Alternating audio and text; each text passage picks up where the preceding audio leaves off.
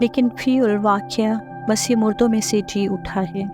پہلا کرنتھیوں 15 باب اس کی 20 آیت۔ مسیحی ایمان اسی بنیاد پر قائم ہے کہ مسیح مردوں میں سے جی اٹھا ہے، کیونکہ اگر مسیح نہیں جی اٹھا تو تمہارا ایمان بے فائدہ ہے اور تم اب تک اپنے گناہوں میں گرفتار ہو۔ پہلا کرنتھیوں اس کا 15 باب 17 آیت۔ مسیح کی الوہیت کا سب سے ٹھوس ثبوت اس کا جی اٹھنا ہے۔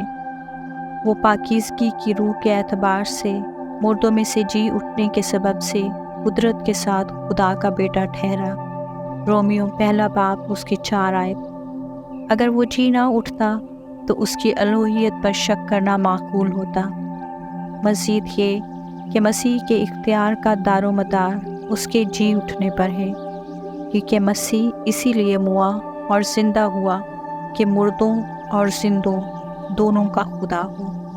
رومیو 14 باب اس کی 9 آیت۔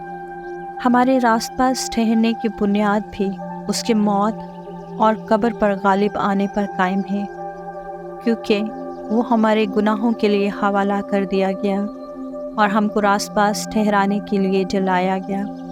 رومیو 4 باب اس کی 25 آیت۔ ہماری نئی پیدائش کا بھی گہرا تعلق اس کی قیامت سے ہے، کیونکہ خدا نے یسوع مسیح کے مردوں میں سے جی اٹھنے کے باعث اپنی بڑی رحمت سے ہمیں زندہ امید کے لیے نئے سرے سے پیدا کیا۔